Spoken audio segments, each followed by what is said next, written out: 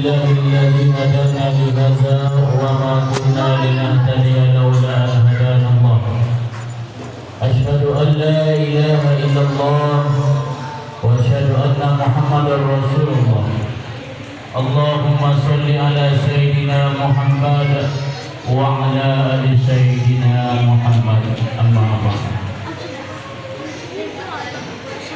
Yang kami hormati Ketua SD, Bapak Ketua Pengurus Mushola Al-Qarabin, selanjutnya yang kami hormati Bapak Ibu Jemaah Isya serta anak-anak yang kami sayangi.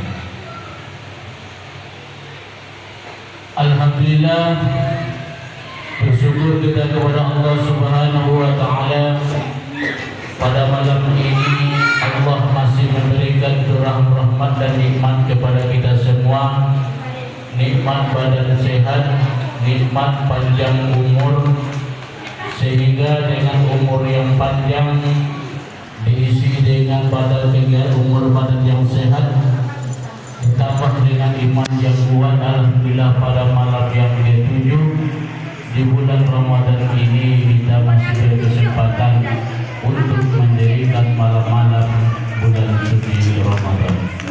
Alhamdulillah, baru saja kita laksanakan salah satu kewajiban kita sebagai orang Islam balik dan berakal, yakni melaksanakan ibadah fardu Isya. Alhamdulillah, kita laksanakan secara berjamaah. Di dalam sebuah hadis, barang siapa yang melaksanakan sholat Isya secara berjamaah, maka ganjarannya seakan-akan beribadah separuh malam. Dan kemudian barang siapa yang beribadah sholat subuh secara berjamaah, maka Allah beri ganjaran pahalanya seakan-akan beribadah sepanjang malam. Mungkin karena kelalaian ataupun kesibukan kita, belum sempat kita di bulan Ramadan, apalagi di luar bulan Ramadan, sepanjang malam itu kita gunakan untuk beribadah. Tetapi Allah Ar-Rahman Ar-Rahim memberikan sebagai salah satu jalan untuk memperoleh ibadah pahalanya sama seperti beribadah sepanjang malam, yakni dengan melaksanakan sholat berjamaah. Di dalam hadis lain Rasulullah mengatakan, kalau umat tahu dia akan kelebihan sholat berjamaah, dalam keadaan merangkak pun akan dia datangi untuk melaksanakan sholat berjamaah. Ibu bapak yang dirahmati oleh Allah, salawat dan salam kita hadirkan pula baginda Rasulullah SAW dengan ucapan sholat dengan lafaz Allahumma salli ala Sayyidina Muhammad wa ala ali Sayyidina Muhammad. Mudah-mudahan dengan seringnya kita berkirim salawat kepada Rasulullah, di yaumil mahsyar nanti kita mendapat syafaat dari Rasulullah SAW. Amin, amin ya rabbal alamin. Ibu bapak jemaah Isya serta anak-anak yang kami sayangi, tema tausiah Ramadan kita pada malam ini adalah bahagiakan orang tua.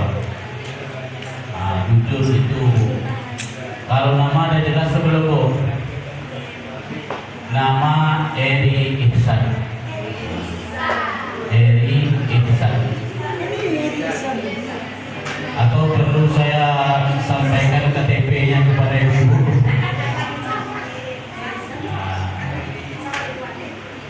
Asal jangan Eri Susan aja dibuat dah. Kalau Eri Susan itu penyanyi perempuan pula kan. Ibu bapak jemaah Isya yang dirahmati oleh Allah, dulu di zaman Rasulullah ada seorang pemuda. Pemuda ini miskin, juga ada juga penyakitannya, tetapi di dalam kehidupannya sepanjang hidupnya ia abdikan dirinya untuk berbakti kepada ibunya. Bahkan tidak ada permintaan ibunya yang tidak ia penuhi selama sepanjang hidupnya, yaitu seorang pemuda yang sering kita kenal dengan sebutan namanya adalah Uwais Al-Qarni.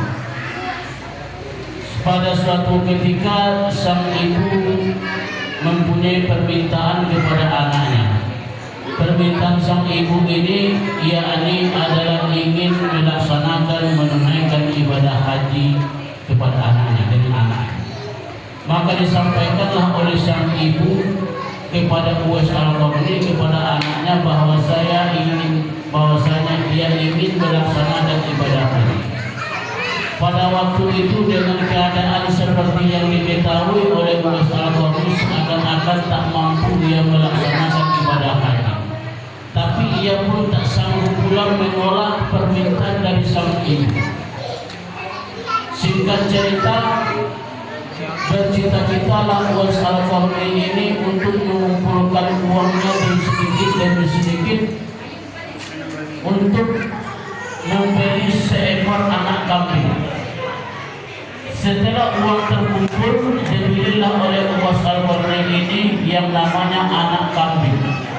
Setelah anak kambing dibeli, anak kambing itu setiap hari digendong oleh Uwais Al-Qarni ini dari bawah sampai ke puncak bukit, begitu seterus selama berhari-hari bahkan berbulan-bulan.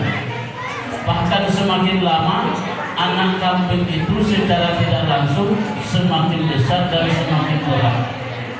Maka dilihatlah oleh para tetangganya, para kerabatnya, kelakuan Uwais Al-Qarni. Kambing dibeli biasanya untuk diternakkan, sementara Uwais Al-Qarni ini kambing dibelinya bukan untuk diternakkan tetapi digendong dari bawah sampai ke bukit bolak-balik setiap hari. Bahkan ada warga yang mengira dia adalah kelakuannya sudah menjadi gila.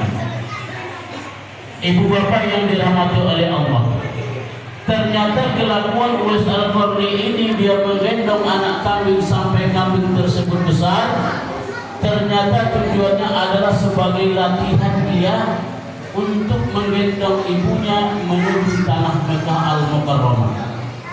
Maka datanglah musim haji, dibawalah oleh Uwais Al-Qarni ini orang tuanya, ibunya dari kampung menuju Mekah, digendong selama 3 bulan perjalanan lamanya. Bahkan dalam cerita itu disampaikan sampai lecet pundak Uwais Al-Qarni ini karena selama 3 bulan ia menggendong ibunya sampai ke tanah Mekah Al-Mukarramah. Sampailah cerita itu kepada Rasulullah SAW. Bahkan Rasulullah begitu takjub. Akhirnya apa kata para sahabat? Apakah terbalas jasa orang tua begitu pengabdian Uwais Al-Qarni ini? Apakah terbalas jasa orang tuanya disebabkan ia menggendong ibunya selama 3 bulan perjalanan ke Mekah, bahkan sampai mengelupas lecet pundaknya? Apa kata Rasulullah? Andaikan ada saat ini seorang anak mampu menggendong ibunya sekeliling bukan dari kampungnya ke menuju Mekah, bahkan menggendong ibunya keliling dunia, kata Rasulullah, maka belumlah sebanding, belumlah terbalas jasa ibu terhadap anaknya.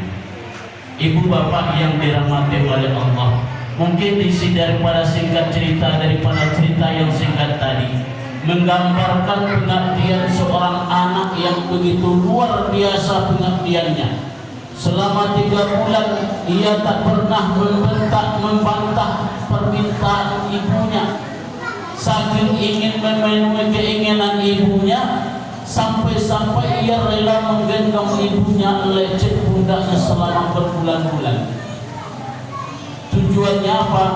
Hanya ingin mengabdikan diri kepada orang tuanya, ingin membahagiakan ibunya.